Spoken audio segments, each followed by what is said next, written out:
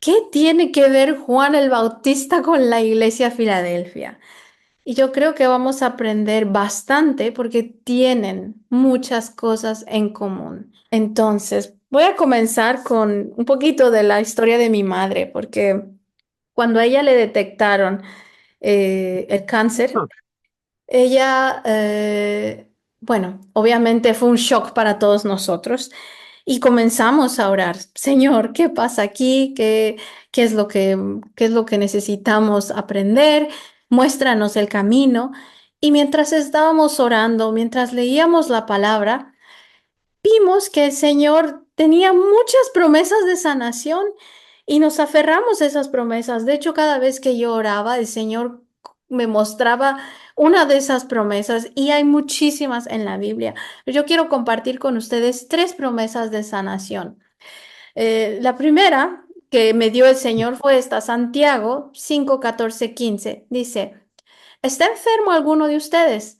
Haga llamar a los líderes de la iglesia para que oren por él y lo unjan con aceite en el nombre del Señor. La oración de fe sanará al enfermo y el Señor lo levantará. Y si ha cometido pecados, sus pecados se le perdonarán. Entonces, yo llamé a los líderes de la iglesia donde estábamos. De hecho, tuvimos una reunión un día con diferentes iglesias y yo llamé a los líderes. Mi mamá la llevaba yo en silla de ruedas y les dije, por favor, oren por ella, oramos por ella y decían, sí, sí, ella se va a sanar, el Señor va a hacer un milagro. Otra promesa que el Señor tiene, y esta la leyó mi mamá y decía en Juan 11:4, oyéndolo Jesús dijo, esta enfermedad no es para muerte, sino para la gloria de Dios, para que el Hijo de Dios sea glorificado por ella. Y entonces nos aferrábamos, nuestra fe crecía. En el Salmo 103, 2, 4 dice, alaba alma mía al Señor y no olvides ninguno de sus beneficios. Él es quien perdona todas tus iniquidades, el que sana todas tus dolencias, el que rescata del hoyo tu vida, el que te corona de favores y misericordias. Y entonces yo le decía a mi mamá, pero tú, mami, alabas al Señor de corazón. Yo sé que amas al Señor, así que tú no te olvides de sus beneficios. Él va a sanar todas tus dolencias, no te preocupes. Y seguíamos adelante creyendo y confiando en que el Señor iba a hacer un milagro de sanación. Pero el Señor no hizo el milagro y mi mamá falleció. Y en ese entonces yo le preguntaba al Señor, a ver, Señor, ¿qué pasó aquí?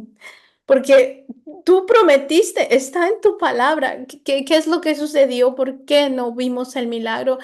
No fue problema de nuestra fe, porque nosotras de verdad, de corazón, creíamos que tú ibas a hacer algo. ¿Qué pasó aquí, Señor? Y entonces el Señor me mostró algo muy interesante. Él me mostró, bueno, me mostró dos cosas. La primera es que sí cumplió sus promesas. El Señor sí cumplió sus promesas porque el hecho de que Él se llevara a mi mamá era una sanación de todo, no nada más física, sino espiritual. Y ella ahora no tiene ninguna enfermedad. Ella está completamente sana y aún más está libre de todas las dificultades, de todos los afanes que vivimos aquí en la tierra. Entonces el Señor cumplió su promesa de sanarla. Y además, fíjense lo que dice Filipenses 1, 21, 24, porque para mí el vivir es Cristo y el morir es ganancia. Así que el morir para mi mamá ha sido una ganancia, no ha sido una pérdida para nosotros, es una ganancia. Versículo 22 dice, ahora bien, si seguir viviendo en este cuerpo representa para mí un trabajo fructífero, ¿qué escogeré? No lo sé. Me siento presionado por dos posibilidades. Deseo partir y estar con Cristo, que es muchísimo mejor, pero por el bien de ustedes es preferible que yo permanezca en este cuerpo. ¿Qué significa esto? Que mi mamá terminó su misión aquí. Ella cumplió con su deber y había terminado. Ella produjo fruto que el Señor deseaba y hasta ahí llegó su misión. Y dice la escritura aquí que cuando nosotros partimos, nos vamos a la presencia de Cristo. Y dice Pablo que eso es muchísimo mejor. Así que es muchísimo mejor morir que quedarse aquí. Pero si nosotros estamos aquí, es porque todavía tenemos algo que hacer. tenemos una misión.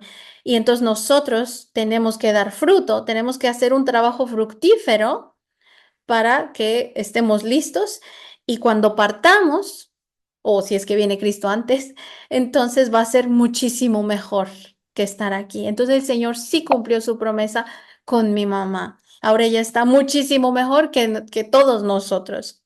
La segunda a los Corintios 5, 6, 9 dice, por eso mantenemos siempre la confianza, incluso sabiendo que mientras vivamos en este cuerpo, estaremos alejados del Señor.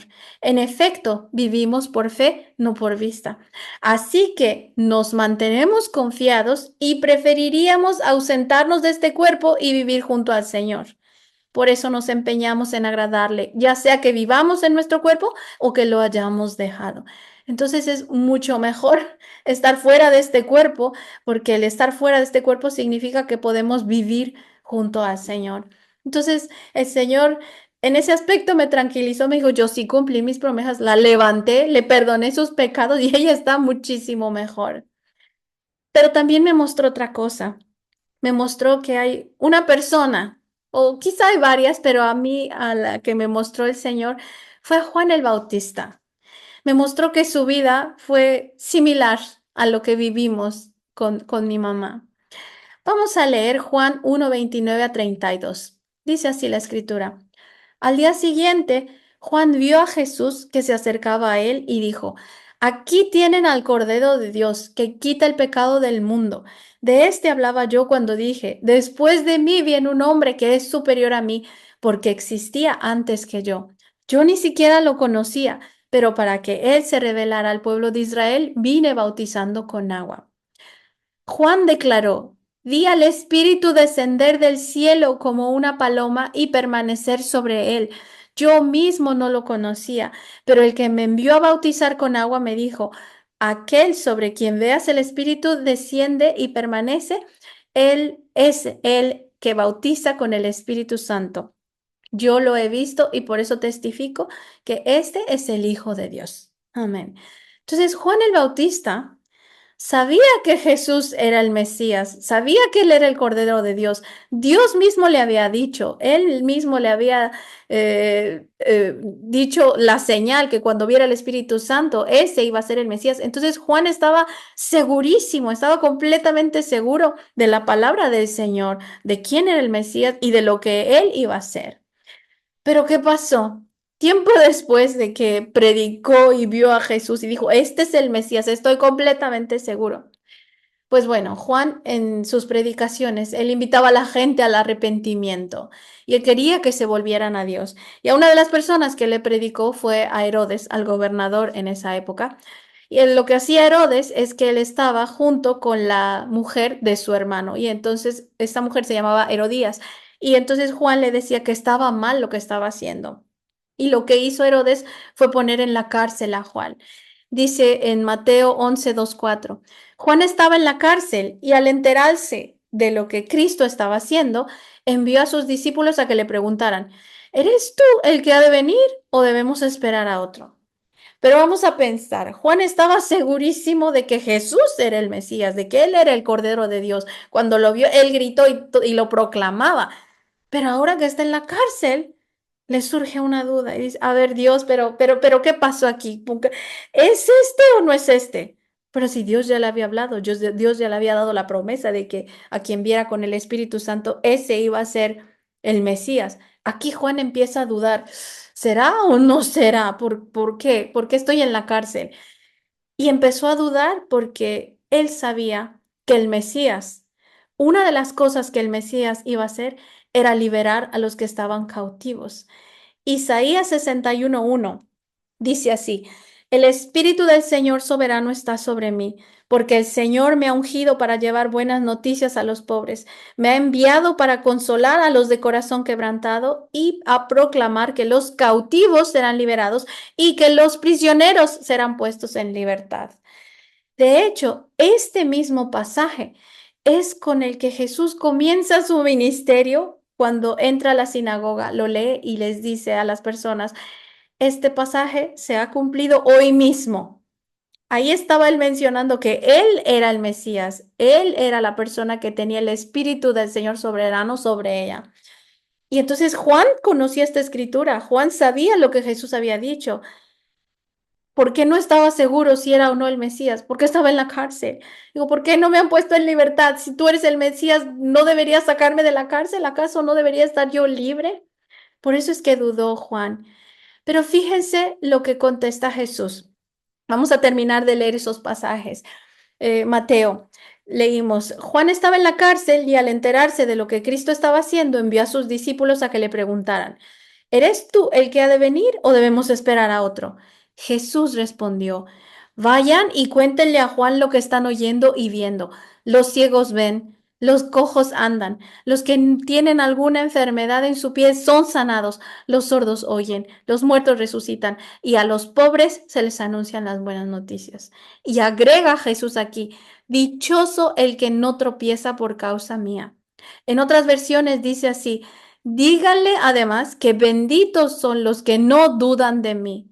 O en otra versión dice, bienaventurado es el que no toma ofensa en mí, el que no se ofende por mi causa.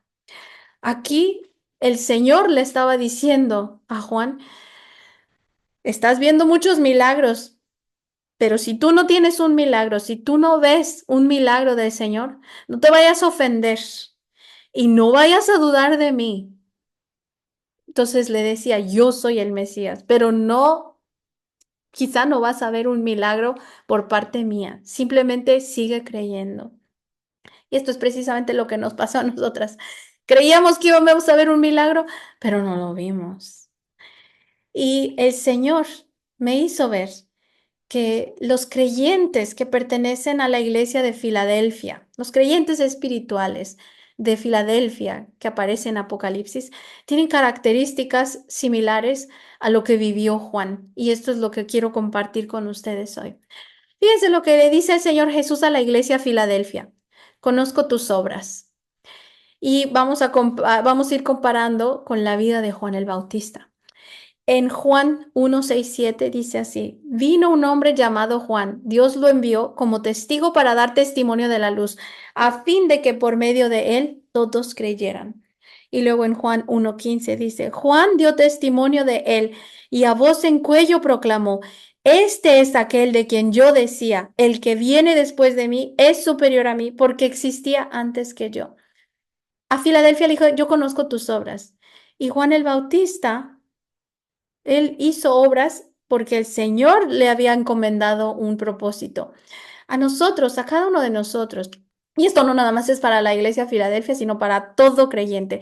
El Señor tiene un propósito para nosotros. Tiene obras que Él ha creado para que nosotros las pongamos en práctica, ¿verdad? Cuando Él dice a Filadelfia, conozco tus obras, está diciendo, yo conozco lo que has hecho y también conozco tus intenciones. Yo conozco tu corazón. Y vio el Señor que Juan el Bautista, él cumplió lo que el Señor le había prometido y él conocía su corazón. Después a Filadelfia el Señor le dice, mira que delante de ti he dejado abierta una puerta que nadie puede cerrar. Generalmente cuando se habla de puertas abiertas en la Biblia, se refiere a oportunidades para poder proclamar el Evangelio, para poder proclamar la palabra del Señor. También significa que hay acceso directo al reino de los cielos. Y la puerta que el Señor le abrió a Juan fue para proclamar su evangelio. Fíjense lo que pasaba. Y salía a él Jerusalén y toda Judea y toda la provincia de alrededor del Jordán, y eran bautizados por él en el Jordán, confesando sus pecados. Juan los llamaba al arrepentimiento, el Señor le abrió la puerta para proclamar su palabra y la gente venía y la gente escuchaba. Después a Filadelfia, Jesús le dice, ya sé que tus fuerzas son pocas. Juan el Bautista fue alguien que reconoció sus debilidades. Y la debilidad de la iglesia de Filadelfia que tenemos en realidad es que no podemos convertir a las personas. El deseo ferviente de una persona de Filadelfia es que la gente conozca al Señor, que de verdad se arrepientan de sus pecados, que vengan a adorarlo, que vengan a realmente a postrarse de corazón por lo que Él es. Y Juan el Bautista reconoció esa debilidad. Él dijo, yo los bautizo a ustedes con agua como señal de su arrepentimiento, pero el que viene después de mí es más poderoso que yo y ni siquiera merezco llevarle las sandalias. Él los bautizará con el Espíritu Santo y con fuego. Yo creo que cuando nosotros reconocemos que no podemos convertir a las personas, pues dejamos de presionarlas, simplemente las llamamos al arrepentimiento y es lo más que podemos hacer. Arrepiéntanse, por favor, miren, el camino del Señor es este, no hagan esto, vuélvanse de sus pecados, vivan conforme a Él. Pero va a ser Jesús mismo el que va a tocar el corazón de esas personas, el que las va a transformar. Entonces Jesús sabe que nosotros tenemos poca fuerza. Esa poca fuerza también puede simbolizar poca fuerza en número, somos pocos, puede simbolizar también que no tenemos muchos recursos. Juan el Bautista fue una persona que vivió una vida completamente austera, se vestía con pieles de animales, vivía generalmente en el desierto, comía miel silvestre, comía grillos. Eso también significa que una persona con un espíritu de Filadelfia tiene una vida austera. El otro día me gustó lo que dijo Marilucita. Entonces, ¿qué? ¿Vamos a vivir una vida minimalista? Pues casi, casi. Juan vivía bastante alejado de las cosas terrenales, ni siquiera su ropa era cosa terrenal. A pesar de que su padre era un levita, que fue sacerdote, que fue sumo sacerdote, Juan no tomó ese camino. Juan decidió apartarse del mundo. Nosotros tenemos que aprender a vivir una vida austera en cuanto a las cosas espirituales. Si hay algo que nos aleja del Señor, que sea terrenal, pues lo siento, bye bye, lo dejo. No voy a comer, no voy a ir, no voy a escuchar, no voy a ver, para poder parecernos un poco en eso a Juan el Bautista. Después, el Señor le dice, yo sé que tienes pocas fuerzas, pero has obedecido mi palabra. Juan el Bautista dijo, yo lo he visto y por eso testifico que este es el Hijo del Señor, de Dios. Él obedeció la palabra del Señor cuando le dijo, ve y proclama al Mesías. Él fue y lo hizo. Y aún cuando lo iban a decapitar, él no negó el nombre del Señor, él siguió obedeciendo, ¿ok? Fíjense, el versículo 27 de Mateo 6, 27 y 29 dice, así que enseguida envió a un verdugo con la orden de llevarle la cabeza de Juan. El hombre fue, decapitó a Juan en la cárcel y volvió con la cabeza en una bandeja. Se la entregó a la muchacha y ella se la dio a su madre. Al enterarse de esto, los discípulos de Juan fueron a recoger el cuerpo y le dieron sepultura. Juan obedeció al Señor hasta el último momento de su vida.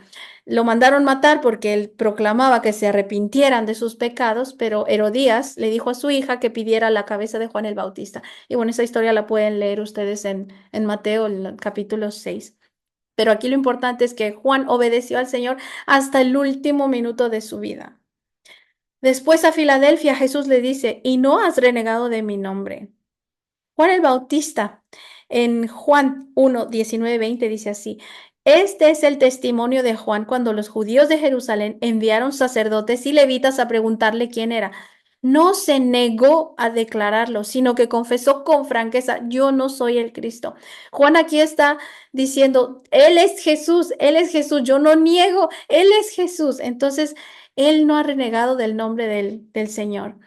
Nosotros, cuando estamos en situaciones difíciles y no negamos el nombre del Señor, entonces vamos a tener realmente ese espíritu de creyente de Filadelfia.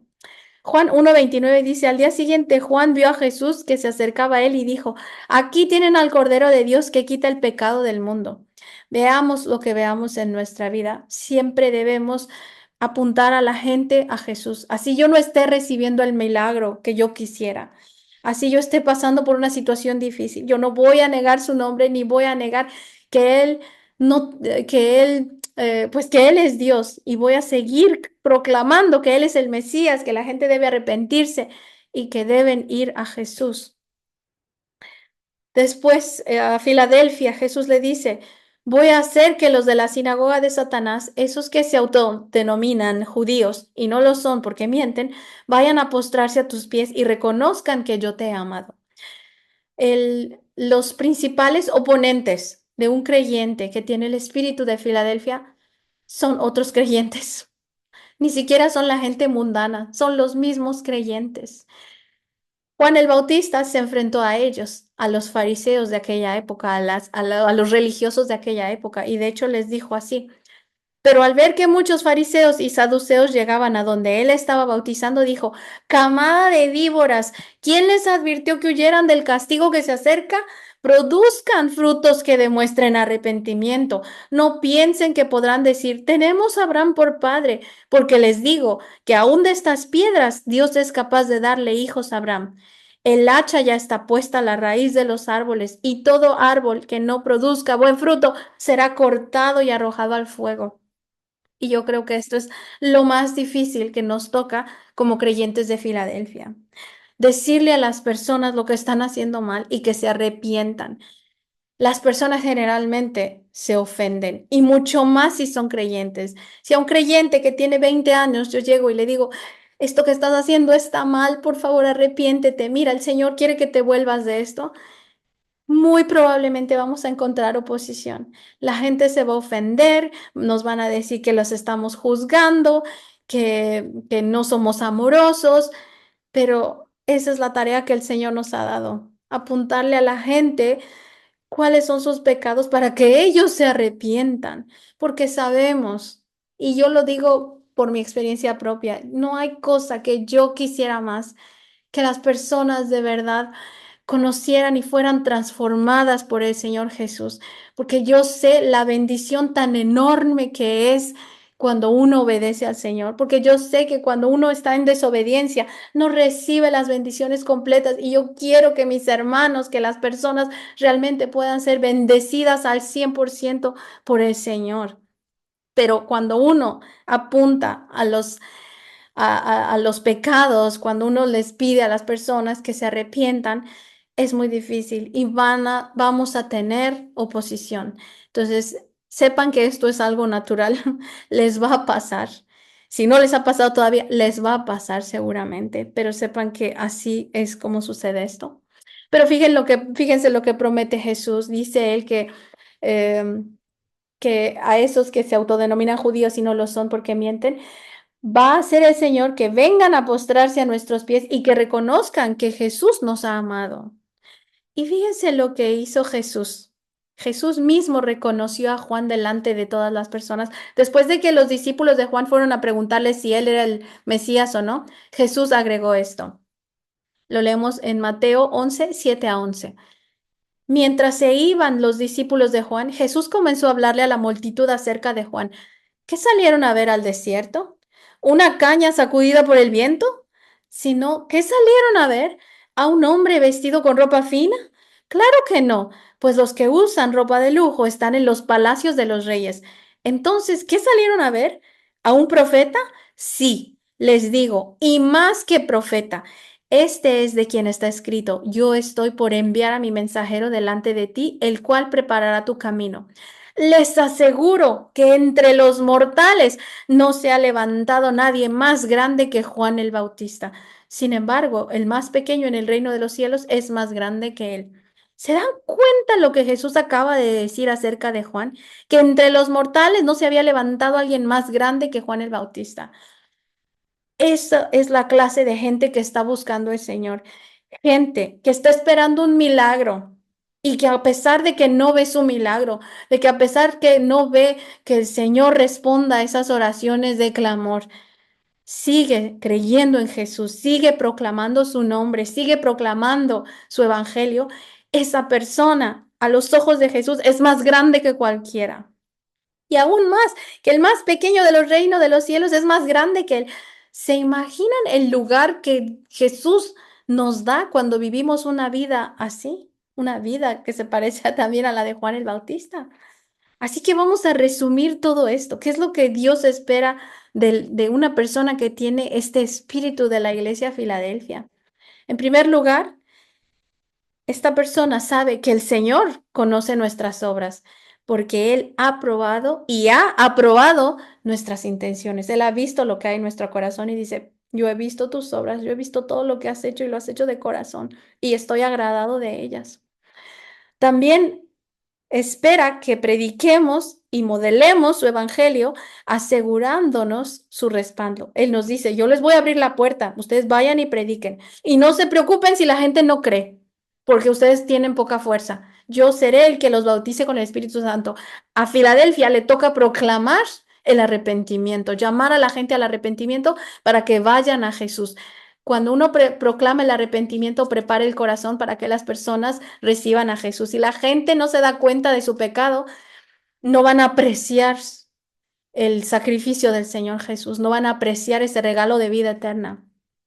Y también siempre tendremos oportunidades para guiar a la gente al arrepentimiento y que vayan a Jesús. Él siempre nos va a dejar esa puerta abierta. Hay que aprovecharla. Cada vez que vean la oportunidad, no nieguen al Señor, vayan por eso.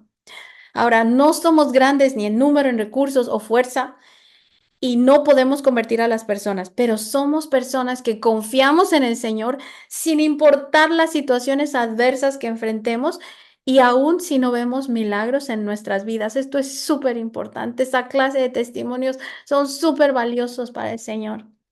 Y por último, debemos ser gente que obedece al Señor en todo, aunque tengamos oposición aún dentro de la misma iglesia. Y un día Cristo va a mostrar que es a nosotros a quien Él ha amado. Y las gentes que rechazaron nuestro llamado al arrepentimiento van a sufrir. Les va a doler el corazón, se van a arrepentir de no haber aceptado ese llamamiento al arrepentimiento. Entonces, ustedes sigan predicando a Jesús, sigan predicando su llamado al arrepentimiento, aunque no vean milagros en su vida. Ahora, no digo que nunca vaya a hacer Dios un milagro. Por supuesto que el Señor va a hacerles milagros, pero quizá no los va a hacer todos. Y quizá esa va a ser la manera en que el Señor pruebe nuestras intenciones y nuestro corazón, a ver si de verdad confiamos en Él. Y podamos decir un día como Job, el Señor da, el Señor quita. Bendito sea el nombre del Señor. Amén.